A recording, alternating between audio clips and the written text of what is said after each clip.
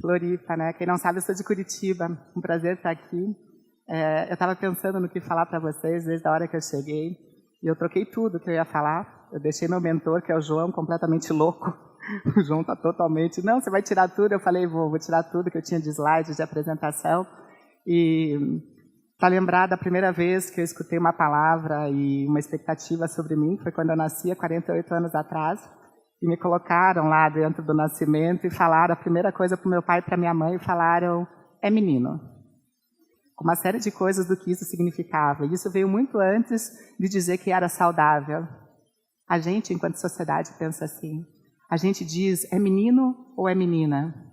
Muito antes de saber se essa criança é saudável, até porque a gente não sabe hoje em dia o que é saudável nessa sociedade doente que a gente tem no dia de hoje.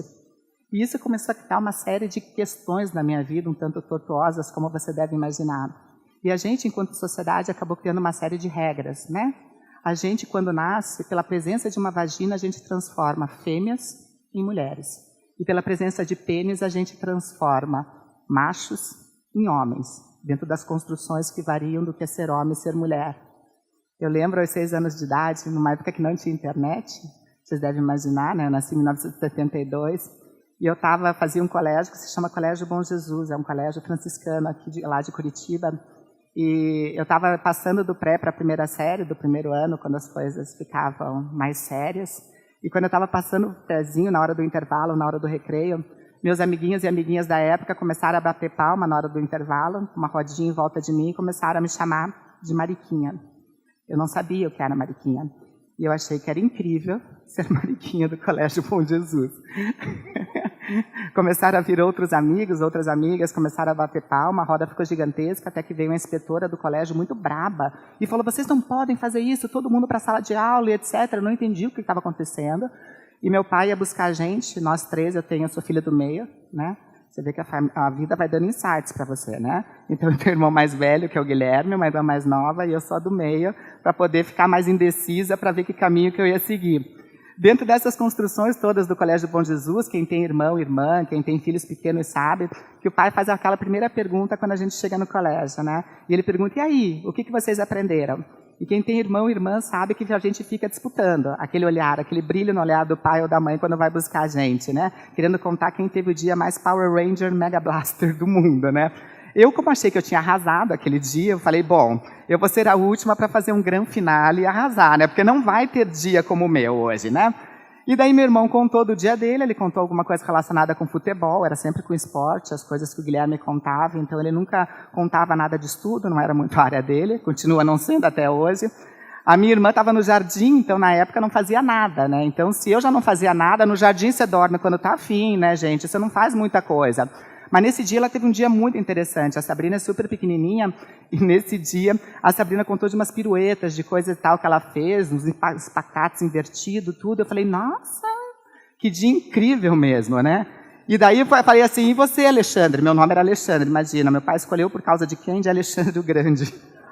Não, pai e mãe acreditam, né? Eles têm fé. E Alexandre o Grande nem era tão grande, né? Ele tinha 1,52 m de altura, né? Se a gente for analisar, né? E daí ele botou Alexandre e perguntou, e você, Alexandre? Eu falei, imagina, isso era 1977. Antes mesmo de existir a Anitta, eu falei naquele carro, prepara. Eu podia estar processando a Anitta, né? Hoje eu sou amiga, deixei ela fazer sucesso. Quem é a Anitinha, né? Vamos deixar a amiga fazer sucesso. Ele falou, por quê? O que você fez, Alexandre? Eu falei, não, eu parei aquele colégio Bom Jesus. Mas como assim? O que aconteceu? Eu falei, não, estava na hora do intervalo, começou a vir vários amigos, amigas minhas, começaram a bater palma, começaram a me chamar de Mariquinha. Eis que em determinado momento veio mais gente, ficou uma roda gigantesca, veio uma inspetora muito invejosa do meu sucesso, porque ela não era o centro das atenções, era eu. Ficou brava, mandou todo mundo embora, etc, etc. Meu pai parou o carro e perguntou, Alexandre, e você fez o quê? Falei, pai, a única coisa que eu poderia ter feito. Pai, eu girei. Eu girei muito, pai, porque eu sou a Mariquinha do Colégio Bom Jesus.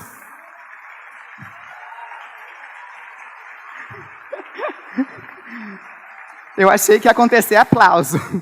Meu pai não me aplaudiu, vocês devem imaginar que não houve aplausos, né? Meu irmão mais velho também sabia o que era ser Mariquinha, a gente não tinha Google para procurar nem nada. E meu pai me contou que ser Mariquinha não era uma coisa boa, né? Então, algo que na minha vida que eu fui levando, apareceu uma série de coisas, né? Eu sou branca, que nem vocês podem ver, classe média se é que existia algum dia, mas uma classe média que pôde dar os melhores colégios, pôde fazer 3 faculdades, pôde fazer vários cursos em várias línguas, e por conta de uma palavrinha que apareceu, na época eu não sabia do que era, só sabia que eu era diferente do meu irmão, e sabia que eu gostava das coisas da minha irmã e não podia ser como ela, que isso criava toda esse mote de tirarem sarro da minha cara. Todos os direitos que eu tinha, eu era para ser filha de uma coisa que se chama meritocracia. Que independente de como as pessoas pensam, meritocracia diz que independente de classe, de condição social, de dinheiro, independente de orientação, de qualquer coisa, você é ou vem buscar aquilo que você tem mérito para buscar, dependendo do teu esforço. E eu acreditava muito nesse rolê de meritocracia na sociedade de onde eu vim. Eu era para estar aqui em cima, e por conta de uma palavrinha que apareceu, na verdade, aos 16 anos de idade só, e que falaram, você é uma transexual, todos esses meus direitos e privilégios foram arrancados da noite para o dia. Tudo foi perdido. E daí eu fiquei pensando, o que eu podia falar aqui, nesse tempo que é curto, conversei com o João, e quando ela falou assim, o tema é a magia do invisível, eu falei, porra, tá aí um tema que eu domino, né? Porque eu fui do topo de uma pirâmide para me tornar uma pessoa totalmente invisível. Minhas competências, por mais que eu tivesse tudo agregado no meu currículo, não valia nada na hora quando eu mostrava a minha documentação e a pessoa falava, eu vou te ligar. E não ligava. Não, você é bem competente, mas o gestor cancelou a vaga nesse momento. Tudo foi arrancado da noite para o dia. E daí eu pensei que eu podia vir aqui e contar para vocês desse projeto, né? Que a Suzaninha falou, que é a Transempregos, que é um projeto que já fez durante 5 anos, um projeto social, inserção de milhares de pessoas trans no mercado de trabalho através das suas competências. Daí eu falei, não, acho que eu vou contar para o pessoal qual que é a sensação de ser, né? Eu fui eleita há 4 dias atrás, eu fui eleita Top Voice do LinkedIn, entre mais 25 pessoas, né? Entre 45 milhões de pessoas.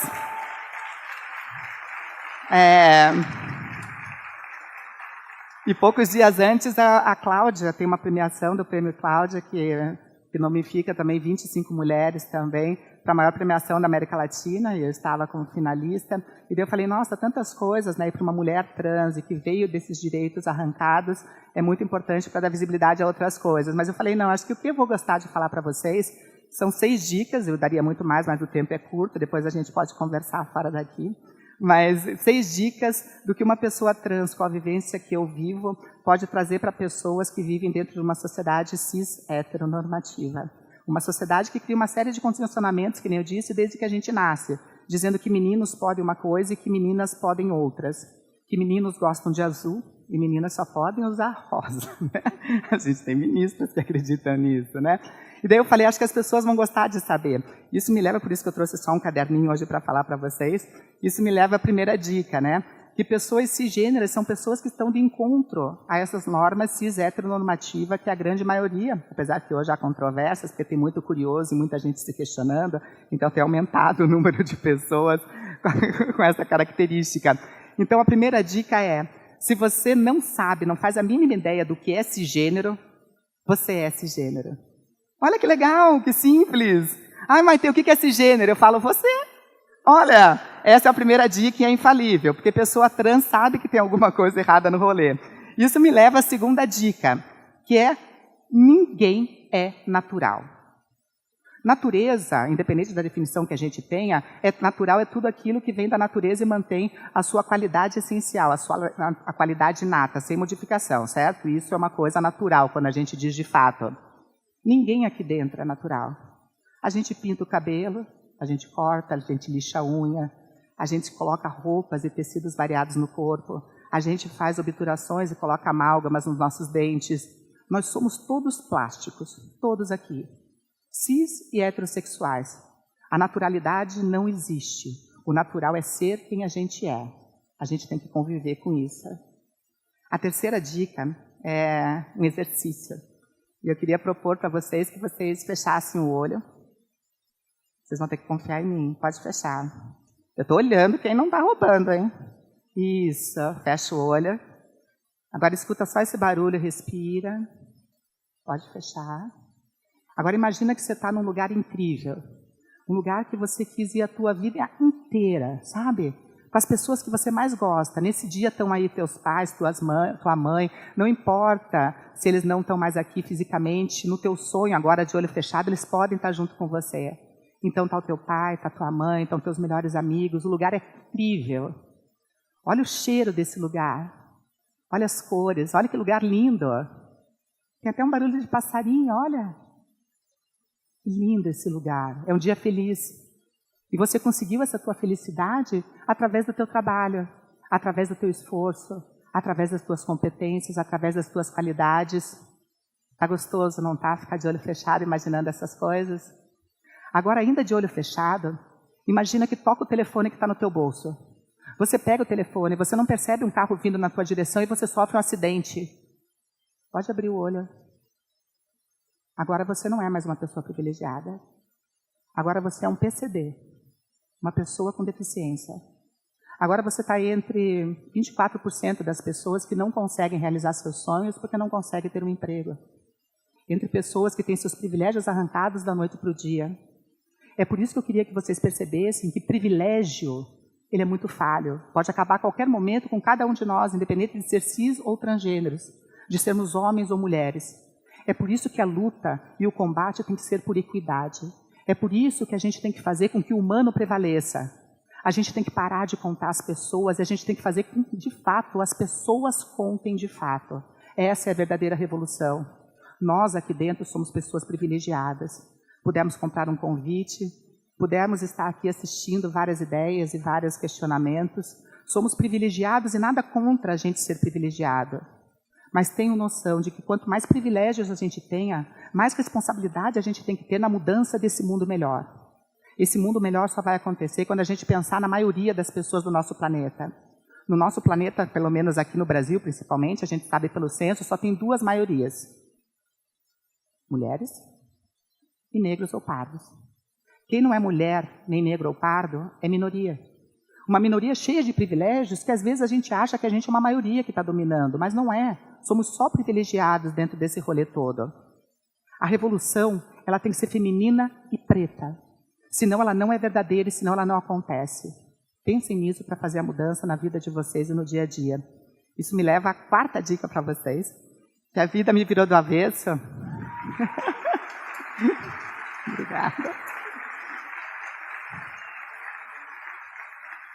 A quarta dica é que a vida me virou do avesso, muitas e muitas vezes, vocês devem imaginar, e eu descobri que o avesso pode ser o meu lado certo. E que, aliás, que história é essa de lado, né? Eu lembro que quando eu estava com 30 anos, não tinha o apoio do SUS ainda para cirurgia, para nada disso, eu em Curitiba comprei um bisturi, comprei um fio de sutura e eu mesma retirei os testículos. Essa história eu conto no Jô Soares, então não vou contar aqui, porque vocês podem acessar o programa do Jô Soares, onde eu conto, inclusive, o que eu fiz com os testículos. Quem tiver curiosidade. Você vê que tirar testículo faz bem, né? Olha, gente, para 48 anos, eu vou dizer que dá um caldo, né? Dentro dessas situações todas que eu virei e me virei, eu comecei a perceber o que é dentro e fora. Vocês já perceberam? Fora, normalmente, é isso que a gente vê, né? Quando as pessoas estão na nossa frente.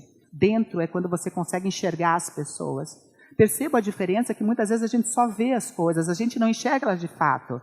Enxergar é entrar dentro das pessoas, fazer com que reverbere quem a gente é e o que ela é. Permitir que haja essa troca. Isso me leva à quinta dica, que é: sejam a única pessoa que vocês podem ser na vida. Sejam vocês. Durante muito tempo, ser transexual para mim foi uma coisa suja, maldita, pecaminosa. Eu, quando tentei suicídio a primeira vez, eu tinha 14 anos, depois outra vez com 16 anos, porque eu me senti uma pessoa freak, uma aberração, alguém que não merecia ter dignidade e estar viva. E durante muito tempo eu fugi dessa pessoa. Hoje, para mim, ser uma pessoa trans, é isso que eu queria trazer de ensinamento para vocês, é que eu pude parir a pessoa que eu sou, eu pude construir a pessoa que eu sou. Eu pude, de fato, fazer esse parto. Eu sei que parir as pessoas, né? Temos várias mulheres aqui dentro, os homens já devem ter visto vários vídeos, inclusive parado no meio, porque não tem nem estômago para continuar, muitas vezes, ao ver um parto. Mas parir a pessoa que a gente é um processo doído, porque a gente acha que quando a gente vai descobrir que pessoa nós somos, a gente só vai encontrar um mundo de qualidades, né? A gente vai encontrar uma pessoa boadosa, generosa, uma pessoa que tem empatia, que faz isso com os outros, e muitas vezes não. A gente encontra dentro da gente coisas que são tidas como não qualidades. A gente vê que a gente tem ego, a gente vê que a gente é egoísta, a gente vê que a gente é uma pessoa que não sabe dividir as coisas, e tudo bem. Não é sobre não ter problema, é entenda o problema, como é que a gente gera e reverte esse problema. Aprendam a ser vocês. Uma das minhas formações foi teatro. Então eu reconheço de longe um péssimo ator, uma péssima atriz, pelas suas representações. E o que eu mais vejo na vida hoje em dia são pessoas acreditando e vivendo papéis que não são elas de verdade. Papéis que foram colocados de representação de boas filhas, de bons estudantes, expectativas que fizeram sobre a gente. Tirem isso de vocês, a vida passa assim, muito rápido. Sejam a única pessoa que vocês podem ser, sejam vocês. E a última dica, que eu trouxe um cartão até, que eu queria dividir com vocês, é a única tela que eu vou botar. Eu sempre fui muito ligada na minha família, eu tenho sorte de ter uma família verdadeiramente especial. Minha avó partiu há um tempo fisicamente, para mim ela continua viva em presença, em saudade e tudo. E eu sempre fui me expressar muito por cartas, por bilhetes e coisas do tipo. E minha avó foi uma das pessoas mais complicadas para tentar entender a questão de Maitê. Ela morreu com mais de 90 anos de idade. E eu estava revisitando várias coisas e eu achei essa carta dela, que é um bilhete, né, na verdade. E minha avó nunca me chamava de Maitê, porque ela falou, olha, me chamava de Ali, ela falou, olha, mas Ali pode ser de Alessandra, Ali pode ser qualquer coisa. Eu falei, não, vó, eu sei de onde vem o Ali, isso me incomoda. Até que um pedaço eu desisti de pedir para minha avó, porque eu falei, ela é muito mais velha, o amor não está em como a pessoa me chama, mas em sim como a pessoa me trata. E quando ela faleceu, né, quando ela partiu de energia quântica daqui, eu achei toda uma caixinha com vários bilhetes, que são esses daqui que vocês estão vendo, onde eu escrevi, espero que você goste, pois é de coração, estou com saudade, beijos mil. E depois eu escrevi, do seu neto, que muito te ama, Alexandre. Isso é do 10/6/1978. E ela fez isso em todos os cartões que vocês podem ver. Em todos os cartões ela escreveu da sua neta e riscou Alexandre e colocou Maitê, mesmo sem nunca ter dito. As pessoas mudam sempre, mas se quiserem mudar, mudem e façam a diferença. Muito obrigada.